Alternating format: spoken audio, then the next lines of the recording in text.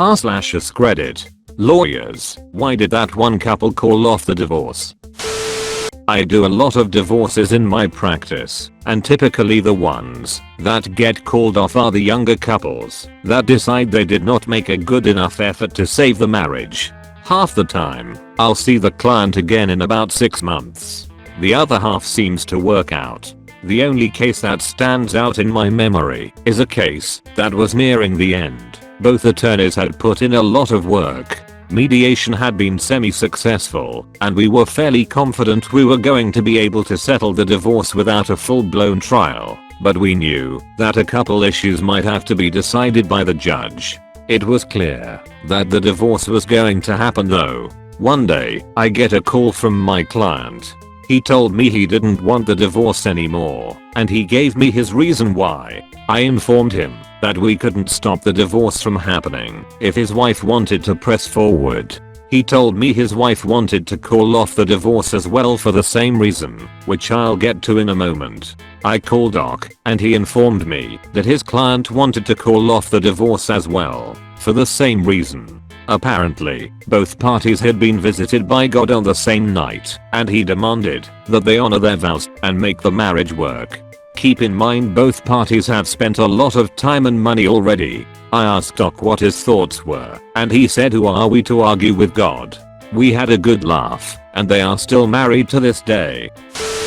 Not a lawyer, but I worked as an assistant in a family law courtroom. Down to the last 2 cases for the judge to hear for the day, and they could not have been more different. The first one was a 10+ year divorce, where the 2 parties could not stand the sight of one another. Over the course of their case, the parties were belligerent to one another, the other party's legal counsel, and even towards the children, if it seemed that they were back quote on the wrong side. Throughout their many appearances in court, I honestly wondered what they were going to do with all the free time of not being in litigation when this was all over. Second couple was much younger, they did not have lawyers, and it was their first appearance for their divorce. During the first case's proceedings, the second couple stepped outside. At first I thought it was for the other couple's privacy, and didn't come in until the very end of the first couple's hearing. When they were called in, they just walked in and said they didn't want to pursue the divorce until they gave their marriage a better shot. They realized things could be much worse, and seeing a disastrous divorce put things into perspective. I did not see the second couple again while I worked at the courthouse, but eventually saw them at the local supermarket a month or so later with their kids, so I guess it's working out so far. Not a lawyer, but my parents called off their divorce. This divorce was absolutely violent, chaotic, and tumultuous. I was 8 or 9 when it happened, and at least once a week there would be an absolutely horrendous fighting match. Their mutual hatred for each other, and for me and my sister, was only interspersed with my mother's seizures, as she has a brain tumor. Around this time, she had almost choked herself to death twice, with my dad saving her life. This is when she had the removal surgery. Things got worse and worse, though, and I was especially the source of blame. I have mild autism, and this was much more pronounced as a child. My mother had essentially spoiled me out of her concern for me, while my dad is more of the tough love type. This caused contentions, and I had heard very often how I had destroyed the family. I was left a lonely and confused child, caught in the middle of endless screaming matches, borderline physical violence, and I was the center of blame for it all. Then there was a court hearing. Almost Christmas. I was 11. I was enjoying a stay with my grandparents when it happened.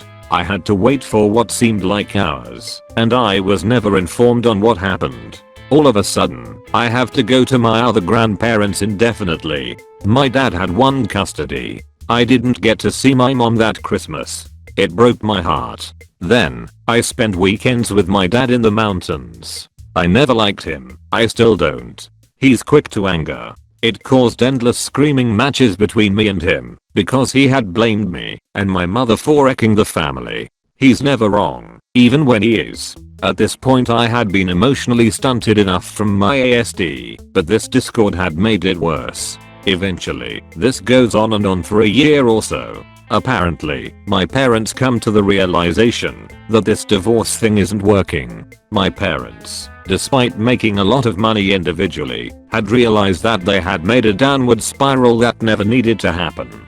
My mom needs my dad to help her navigate things with her health and finances, and my dad needs her out of love. 8 years later, and things have been unstable for the whole time. I honestly think the divorce should have happened. There is no way that this could ever have worked out well from the start. Edit. Thank you so much for the support that y'all have given for me. It's a comforting thought to know there's good people that'll be there for you and understand your story, and that I'm not inherently evil. I wish I got that message from the people I was born from, but that's okay. I have the opportunity to make things better for my children, and I will definitely do that. Rape divorce story. I was a defense lawyer at the time, and this was not a divorce case, but a rape and domestic violence case. So my client was accused by his wife of abusing her and the children and anally raping her on top of that. The evidence for rape was rather weak, and when it comes to domestic abuse, the client claimed that he was indeed violent, but not during the period he was accused for, but earlier, before he became abstinent. Despite the weakness in the evidence, he was sentenced for a couple of years in prison, and I of course appealed. The case didn't move in the second instance for about 2 years because the client was apparently sick all the time and couldn't participate in the trial. Now what was odd about it all is that in the first instance, the whole family went to court together and they looked like a loving family. When I pointed it out, the client explained to me that his wife filed for divorce, so a conviction of the defendant is a good asset on the plaintiff's side. Back to the criminal case. In the second instance, the judgment was eventually annulled and the case sent to retrial.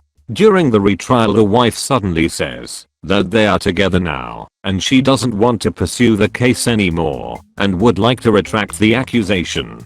The problem is that once a case is prosecuted by the state, it cannot be retracted by the victim, since it is the state who is prosecuting an alleged rapist and bully.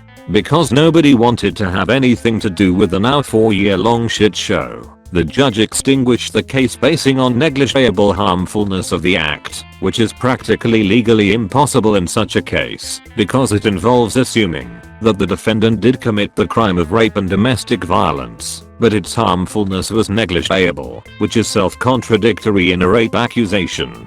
Nobody appealed. Surprisingly, the prosecutor didn't, and the case ended. Within the 4 years, when the couple was officially separated, they got over their problems and had decided to be together after all. The only problem was the fact that the husband was on his way to the glass house for a couple of years because of the wife's strategy. What the second judge in the criminal case did saved the husband from jail and the wife from being accused of false accusation. My parents wanted to divorce when my brother was in middle school. When they told us about their decision and how they were already talking to lawyers, my brother spoke up. "You can't get a divorce," my brother shouted. "I'm the only kid at my school who doesn't come from a broken home." Well, not the only kid. There were a lot of children from broken homes. My brother told them about how it affected his friends, and he doesn't want to go through the same thing. So, mom and dad, after talking about it, cancelled their divorce hearings and stayed together. They went to counseling, workshops, therapists, and suffered another 18 years together. Arguing, yelling, disagreeing, it was heck between them, but they tried to keep my brother and I out of it. Oh, they did eventually get a divorce after I graduated high school and was moved out. They got remarried, but my mom told me something that pisses her off to this day. When she called my brother to tell him about the divorce, he had this to say: "Oh, that's good. You and dad were miserable, and I'm glad you two are taking time apart now." Oh, it pissed her off so much. Here was the little boy who didn't want them to break up, telling them that it was a good thing that they were. He had begged them and begged them not to separate, and he was telling her that divorce was a good thing now. She agrees that it was a good thing they were divorcing, but still, it pissed her off about how my brother was so happy about it when he was sad at the idea then. I wanted to point out that, in the end, it had been her and dad's decision that they stayed together for so long, but I wisely kept my mouth shut.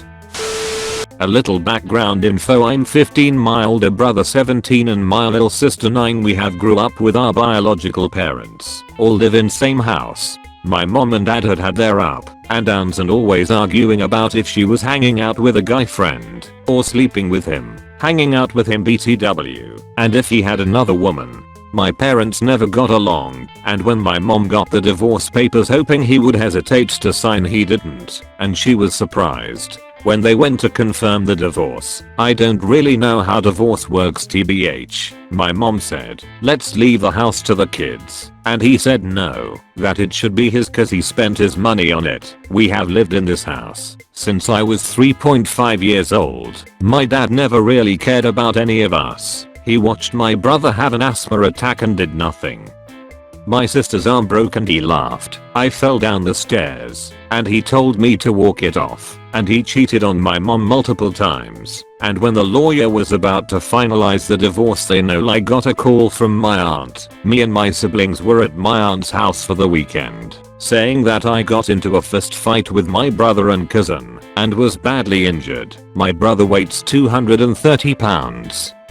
And has really good upper body strength, and my cousin is 12 and weighs 198 pounds, not very good body strength. My aunt told them, and they rushed over and found me passed out and bloody. I don't know what my aunt told them, but they decided that they won't get divorced, they won't cheat on each other, but they won't live under the same roof. So he moved about 45 minutes away from here, and he visits every Thursday and every weekend. They went completely together, but it's nice knowing my family ain't ripped in two. Thank you so much for watching the whole video. Please leave a like and subscribe.